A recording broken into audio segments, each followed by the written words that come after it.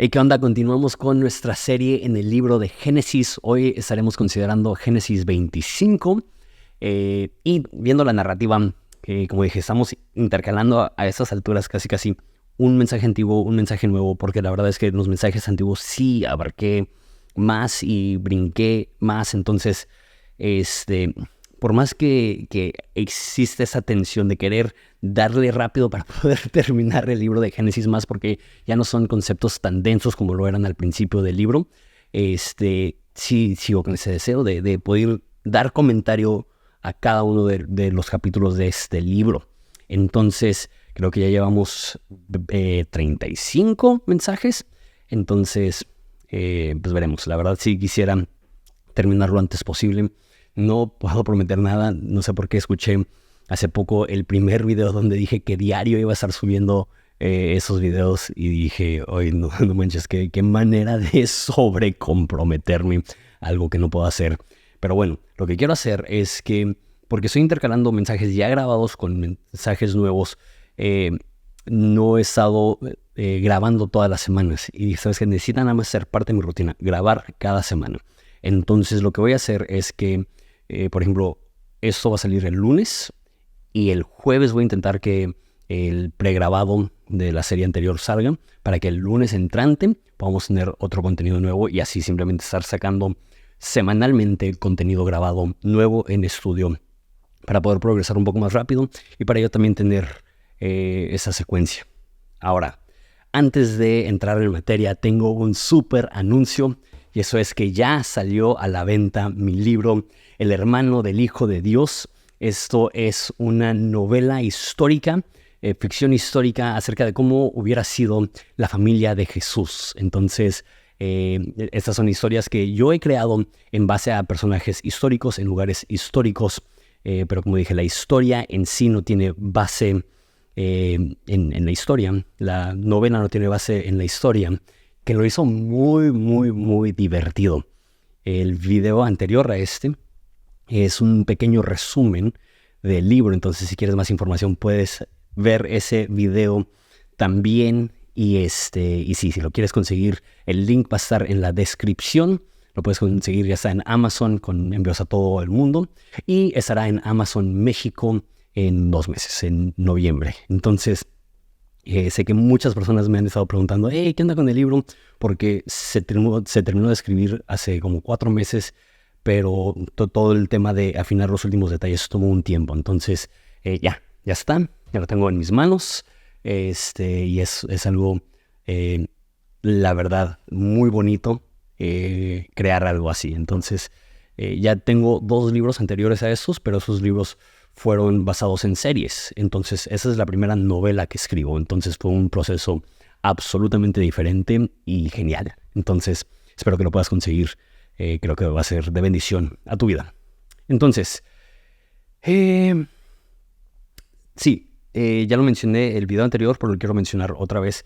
Es que después de Génesis ya tomé la decisión de enseñar Éxodo. Ahorita estoy en proceso de llenar mi mente de Éxodo, escuchando algunas masterclasses de Éxodo. Entonces, nada más para que sepas cuál es el plan. Pero antes de eso, todavía les tengo pendiente el último mensaje del cielo, el infierno y todo lo que está en medio. Hablando del infierno, va a ser un video de como 3 horas acerca del infierno. Quiero poder poner todo en un video y no hacer varios de ese tema. Y después voy a hacer 2 series, una continuando la serie de los padres de la iglesia y otra hablando acerca de enfermedades del alma, la correlación entre la situación espiritual y la salud mental del individuo. Entonces creo que eso va a ser muy útil y ya después de eso vamos a entrar en Éxodo. Entonces, también si deseas apoyar este canal o quisieras más contenido, puedes unirte a la comunidad de Patreon. Estaba hablando con mi esposa anoche. En los últimos 12 meses he grabado 4 masterclasses completas. La de la Biblia, la de Romanos, la de Apocalipsis y ahora la de Jesús en la cruz. Entonces, sí siento que también eso es un logro, estar creando 4 masterclasses a la par con estar creando ese contenido, a la par con tener un trabajo de tiempo completo, a la par con eso, estar estudiando de tiempo completo. Sí es un reto, pero son cosas que realmente creo que tienen un valor eterno y está creciendo la comunidad. Cuando hace como un año que empecé a dar como otra vez verso a verso.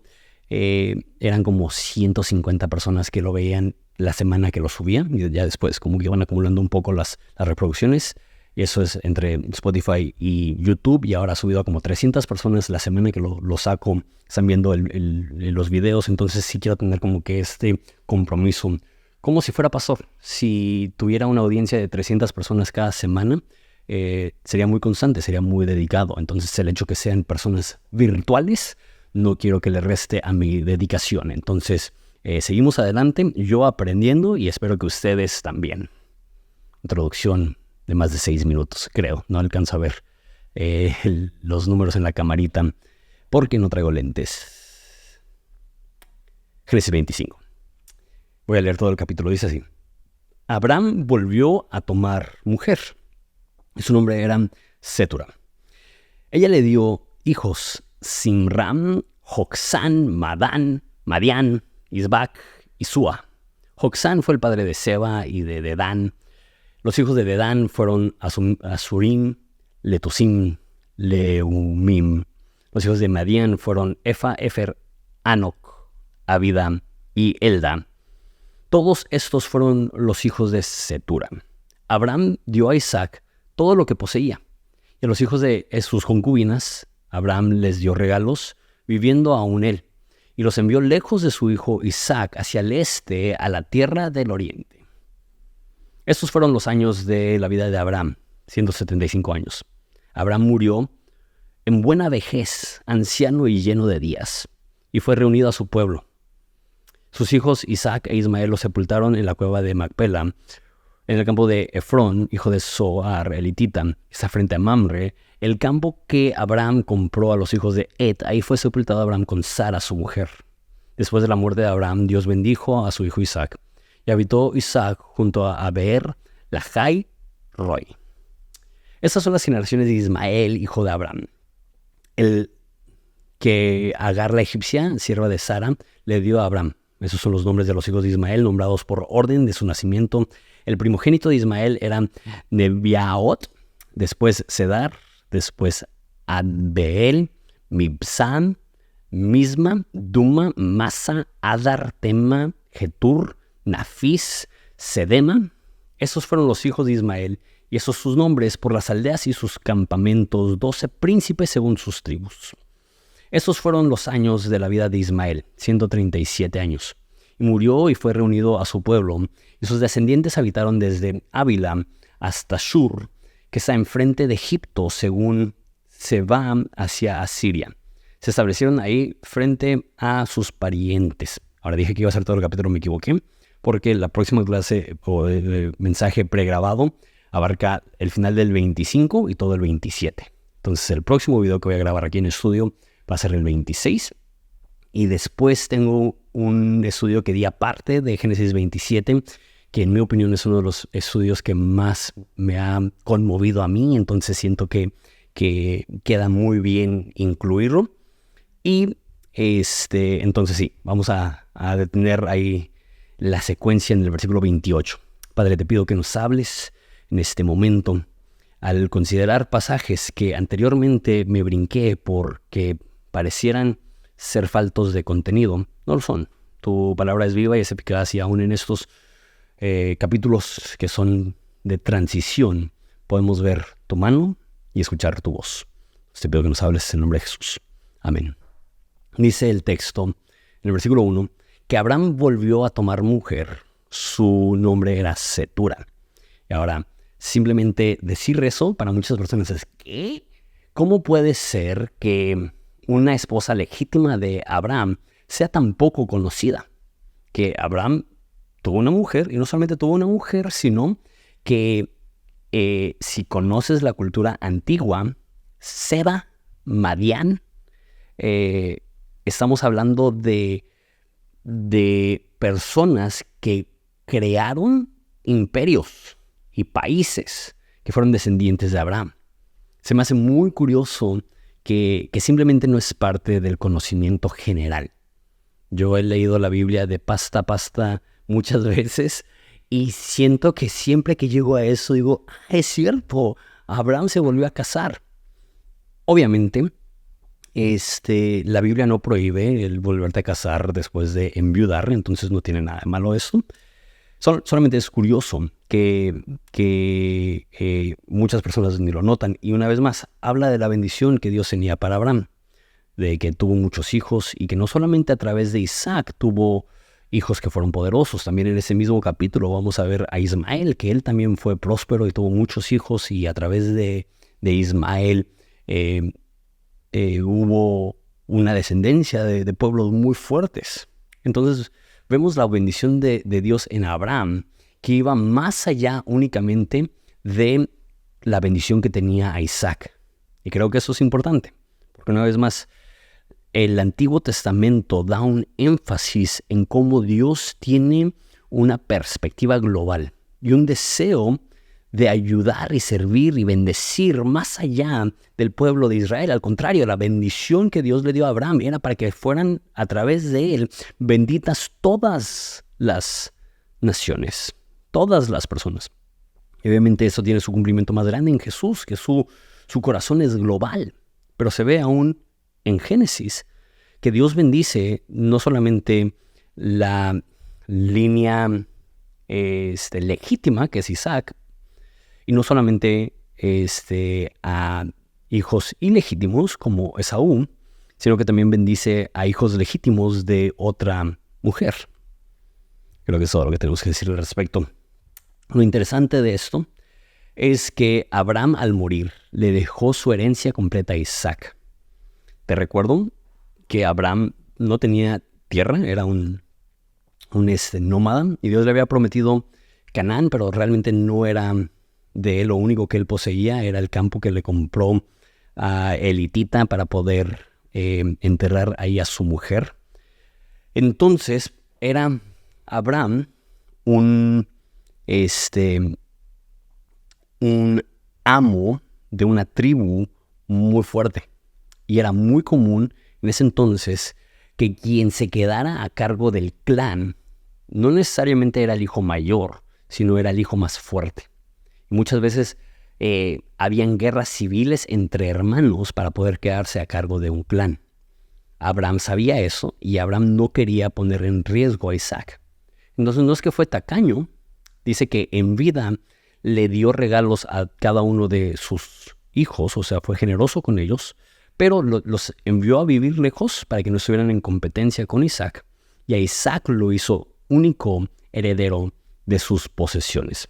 Entonces sí hay cierta sabiduría ahí. Pero eso es lo curioso. Y eso sí, aunque dije que lo de Cetura siempre es como que, sí, tuvo otra esposa. Eso es algo que no había notado, que se me hace muy curioso. Dice que le dio todo lo que poseía a Isaac en el versículo 5. En el versículo 6 dice, a los hijos de sus concubinas. Entonces, para resumir, Abraham tiene a su esposa, embaraza a la sierva de su esposa, muere su esposa, tiene otra esposa legítima y aparte tiene concubinas. Ahora, aunque esto es común en el Antiguo Testamento, no es la intención de Dios y jamás es la intención de Dios. Y una vez más es como que loco pensar que nuestro padre Abraham, el padre de la fe, tenía concubinas. No tenía un matrimonio monógamo. Entonces, ya lo he mencionado demasiado en esta serie. Y hasta me dio miedo como que volver a hablar tanto de los fracasos de Abraham. Pero, una vez más, ya cerrando el capítulo en la vida de Abraham, sí, Abraham era una persona con fallas inmensas. Y versículo 7 narra su muerte. Dice, esos fueron los años de la vida de Abraham, 175 años. Entonces, dice que murió en su vejez, estando anciano y lleno de días, y fue reunido a su pueblo. Eso no está diciendo que lo llevaron fuera de donde murió, porque nos dice específicamente que fue enterrado en la cueva de Macpela, sino que la Biblia enseña que cuando mueres, tu espíritu es reunido con el pueblo de Dios. Eso es algo que se repite mucho en el Antiguo Testamento, y en el Nuevo Testamento hay una enseñanza aún más clara de esta, donde Pablo dice que el estar ausente del cuerpo es estar presente con el Señor. que creemos en la resurrección de entre los muertos, por eso hace hincapié en dónde lo enterraron y con quién lo enterraron. Eso lo hablamos el último mensaje que grabé en estudio acerca de la muerte de Sara. Sin embargo, también había una noción hebrea que te reunías con tus seres queridos, con tu familia. Ya que estoy hablando de eso, hay muchas personas que se enfocan en lo que creían los hebreos en el Antiguo Testamento, y hay muchos que creen que el Antiguo Testamento enseña que los muertos se van a la tumba, a un descanso del alma, donde no es consciente, y están sin conciencia hasta el regreso del Mesías. Sin embargo, no creo que diría que se reunió con sus hijos cuando David peca y muere su hijo como consecuencia de su pecado. Él dice, ya no voy a llorar, yo ciertamente iré a él. No creo que sea un consuelo que simplemente va a tener un descanso del alma y va a estar en la tumba con su hijo, sino que creo que realmente había una esperanza de estar reunido conscientemente con sus seres queridos. Ok, entonces Abraham fue mencionado 70 veces en el Nuevo Testamento. El único personaje del Antiguo Testamento que es mencionado más que Abraham es Moisés. Y dice en Santiago 2 que Abraham era amigo de Dios. ¿Cómo? Como una persona tan llena de fallas, como una persona tan inconstante, incoherente, infiel, es amigo de Dios, y no solamente amigo de Dios, es puesto en el Nuevo Testamento y obviamente en el Antiguo Testamento como figura de fe. Si Dios es amigo de aquellos que son como Abraham, nos demuestra que hay esperanza para cada uno de nosotros. Eso lo he mencionado mucho, pero al final de ese mensaje quiero ver específicamente cómo una persona tan llena de fallas como Abraham puede llegar a ser el padre de la fe. Entonces, el texto habla entonces de que fue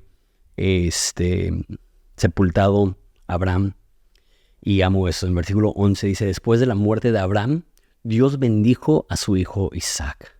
La razón que amo esto es porque obviamente Abraham había transferido su bendición, su herencia a Isaac, pero lo más importante es que Dios aceptó a Isaac y decidió bendecir a Isaac. Alguien dijo una vez que Dios no tiene nietos, que no es el Dios de Abraham, punto, y Isaac adora al Dios de Abraham, sino que es el Dios de Isaac, de Abraham, Isaac y Jacob. Y dice el Nuevo Testamento que Dios no es Dios de los muertos, sino de los vivos, que hay esa idea de que también es tu Dios y te bendice a ti, no por la relación que puedes llegar a tener, en el caso de la mayoría, a través de tus papás, o en el caso de los judíos, a través de tu herencia, de tu identidad nacional. Dios no tiene nietos. Es importante aprender a tener una relación directa con Dios, e Isaac la tuvo. Y después menciona los descendientes de Ismael. Y aquí vemos la gracia de Dios hacia los no elegidos. Que aún Ismael, que era un hijo no legítimo, que no era el hijo de la promesa, que el Nuevo Testamento es claro de esto y la narración del Antiguo Testamento también lo hace muy claro. Ismael no es el hijo de la promesa, pero no significa que Dios no muestra compasión con otros hijos de Abraham. Lo que dije también, Abraham mostró generosidad. Dios no solamente muestra compasión a sus hijos, muestra compasión a la humanidad. Eso es algo importante. Ahora, llegando al final de la vida de Abraham, nos da una buena oportunidad de hacer un recuento. Y como dije, he sido tan enfático en esta serie en las fallas de Abraham. Y creo que la razón que he sido tan enfático en sus fallas es porque a mí me enseñaron desde muy chiquito que Abraham era una buena persona. Y no lo era. A mí me enseñaron desde muy chiquito que muchos de esos personajes de la Biblia eran dignos de imitarse casi ciegamente. Y no es así. Pero ya he sido tan enfático en las fallas de Abraham que quiero tomar un paso para atrás y decir, ok, cómo un hombre con tantas fallas llega a ser una figura positiva, no solamente positiva, probablemente la figura más positiva del Antiguo Testamento. Una vez más, ya he hecho una lista y suena interminable de las fallas de Abraham. ¿Cuál fue el acierto de Abraham? No sé si ubicas que es un obituario, pero antes, cuando se leía el periódico, había una sección llamada el obituario, que es donde se mencionaban las personas que habían muerto de esa ciudad. Entonces, antes de Facebook, no era tan fácil enterarte. Entonces, supiste que de la familia Salazar se murió el hijo en un choque automovilístico. ¿Cómo supiste? No, pues es que leí su obituario en el periódico. Yo tengo 34 años, entonces apenas más o menos tengo la edad, porque le pregunté a Mariana, que tiene 26 años, ¿sabes qué es un obituario? Y dijo, no, tiene que ver algo con el obispado. Y yo, no, es diferente. Y le pedí a ChatGPT que escribiera un obituario de Abraham. Y no lo voy a leer todo lo que puso, nada más tenía la curiosidad de ver qué es lo que escribiera inteligencia artificial. Y ese es el primer párrafo. Dice, Abraham, una figura destacada en los anales de la historia. Falleció pacíficamente en la tierra de Canaán, rodeado de su familia, alrededor de 1821 a.C. Su vida, que abarcó aproximadamente 175 años, estuvo marcada por la fe, la obediencia y una profunda relación con lo divino. Y tú y yo sabemos que esto no es cierto. Sabemos que su vida no estuvo marcada ni por fe ni por obediencia. Su fe y su obediencia fueron en episodios. Y creo que sí podemos decir sin error a equivocarnos que sí tuvo una relación profunda con Dios, con lo divino. Pero la narrativa nos muestra más fallas de fe que aciertos de fe. Y más desobediencia que obediencia. Entonces, habiendo dicho todo eso, ya habiéndole dado varias vueltas, esa es la pregunta del millón. Entonces, ¿qué hizo Abraham que fuera tan positivo que hiciera que una persona tan mala como él fuera recordado como una persona digna de nuestra admiración?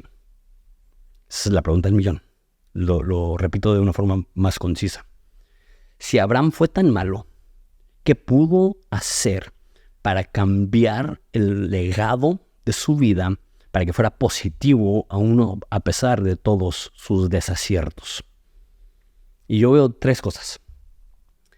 Lo primero es que estuvo dispuesto a salir de Ur. 2 es que estuvo dispuesto a esperar. Y 3 es que estuvo dispuesto a obedecer. Primero, el salir. En Hebreos nos dice que por la fe Abraham estuvo dispuesto a salir de lo que conocía. Y creo que eso es importante. Lo he hablado en muchísimas ocasiones de cómo nos limitan el abrazar lo cómodo y lo conocido. Y uno de los actos de fe más grandes es simplemente aprender a soltar lo que conoces en pos de lo que desconoces. La fe, en una de sus esencias más puras, es eso. Es, no sé el destino, pero conozco al guía. Y voy a confiar que el guía me va a llevar a un destino correcto. Hay tanto ahí. Estar dispuesto a soltar tu vieja identidad. Soltar tus viejos dioses. Disculpa. Soltar tu viejo pueblo y abrazar una nueva identidad para ti, para tu familia, para tu descendencia. Soltar. Hay algo digno de admiración de las personas que aprenden a soltar. Incluso al decir eso, creo que mi cultura batalla para soltar. Esto no lo anoté en mis apuntes, pero ayer estaba en una cafetería y estaba trabajando y había un grupo de adolescentes. Me calculo unos 17 años, 16 años. Y estuve quizá unas 2 horas. Y todos estaban ahí, creo que también estaban haciendo trabajos o escuela. Pero había una persona que de manera intermitente, como cada 15 minutos, empezaba a hablar de su ex. No, que mi ex me puso el cuerno, no, que mi ex era un patán, no, que... Y en su conversación dijo, ay, sí, es que yo ya lo superé hace mucho. Y yo estaba diciendo, no creo que si superaste tu ex hace mucho, utilizarías cada oportunidad que te diera la conversación para hablar de esa persona.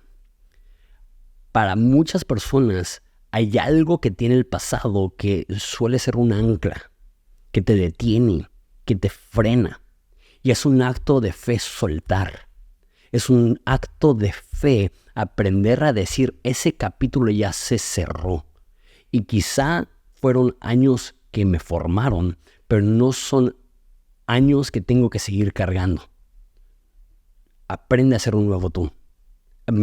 Aprende a entrar a una nueva etapa de vida. Aprende a escribir un nuevo capítulo. Soltar. Lo segundo es que esperó años desde que recibió la promesa a que se concluyó la promesa. Y no es que esperó perfectamente, pero no dejó de esperar. Y hay algo hermoso de seguir amando a Dios, porque eso es algo, con todas sus fallas, vemos que Abraham amaba a Dios. Vemos que Abraham tenía una comunión con Dios. Vemos que Abraham buscaba sacrificar a Dios, y a veces con motivaciones erróneas, pero con todas sus fallas vemos que era un hombre que amaba y buscaba a Dios. Y hay algo digno de admirarse cuando tienes 13 años desde que recibiste la promesa y aún no recibes el cumplimiento de esa promesa, de seguir amando a Dios. Y quiero decirte esto, conozco muchas personas que así son, que su vida ha sido un tiempo de espera tras otro tiempo de espera, y a veces sí hay tiempos de desesperación y a veces sí hay tiempos de frustración, pero en su mayoría tu vida es marcada por un profundo amor por Dios. Bien por ti. Gran parte del caminar espiritual es esperar. Es no tener en tus manos lo que Dios ya ha colocado en tu corazón. Y no es verse efectuado las promesas que Dios te hizo en tiempos atrás. Y en ese tiempo de espera es donde se prueba tu fe y se prueba lo legítimo que es tu creencia en Dios. Saber esperar. Y como digo, o sea, quizá fui demasiado enfático con sus errores, pero eso no es fácil. Eso realmente es algo que es digno de admirarse. Y por último, obedecer. Una vez más, vimos que hubo muchos actos de desobediencia, pero el acto más famoso de la vida de Abraham fue el acto de obediencia quizá más profunda. Que cuando Dios le pidió que entregara a su hijo, él estuvo dispuesto a hacerlo. Porque obedecer no es difícil cuando no hay mucho que perder. Obedecer no es difícil cuando no te va a costar profundamente. Pero obedecer cuando implica sacrificar aquello que tanto te ha costado, eso no es fácil. Y a Abraham le costó años de perseverancia poder por fin llegar a ver la promesa. Y ahora parecía que para ser obediente a la palabra de Dios iba a tener que abandonar la promesa de Dios. Y eso quizá es el acto de fe más profundo, porque esto no eran pasos hacia la realización de sus sueños, eran pasos hacia la realización de su peor pesadilla. Y aún así optó por la obediencia. Y el Nuevo Testamento nos dice por qué. Porque él creía que él iba a matar a su hijo y Dios lo iba a resucitar. Que eso era sin precedentes o sea, vemos los evangelios y decimos, sí, Dios resucita a las personas. Y vemos a los profetas y Dios resucita a las personas. Eso no había pasado en Génesis aún. Pero él creía, Dios me dijo que a través de Isaac iba a ser mi descendencia. Entonces, si él me dijo que lo mate, es porque él lo va a resucitar. Y eso es una fe que no sé si debo decir esto. Veo la narrativa de Abraham. Hijo, Abraham fue peor persona que yo. O sea, las cosas que hizo Abraham, el entregar a su esposa para ser la esclava sexual, no de un rey, sino de dos, por cobardía, está horrible. Su vida llena de desaciertos y de orgullo. Pero, podría decir que quizá Abraham es una peor persona que yo. Pero también podría decir, sin temor a equivocarme, que Abraham ejerció una fe que yo jamás he ejercido. Yo jamás he tomado un paso de fe tan radical de decir voy a obedecer a Dios en esta área, aunque me cueste lo más precioso para mí. Y creo que esa es la razón que por 4,000 años seguimos viendo a Abraham y decimos, wow. Y yo no estoy a ese nivel. Entonces quizá, con todos sus errores, podemos admirar su fe. Y el acto de fe más grande es obedecer. Y creo que esa es la enseñanza de la vida de Abraham. Que Dios no te está pidiendo que seas perfecto y que nunca erres. Está pidiendo que confíes en la promesa y que confíes tan profundamente en la promesa que obedezcas aun cuando te cuesta y aun cuando te cuesta más de lo que te puedes imaginar. Entonces, si fuéramos a escribir el obituario de Abraham, creo que podríamos decir que murió de 175 años rodeado de su familia. Fue enterrado con su esposa, que fue conocido como un amigo de Dios. Dios te bendiga.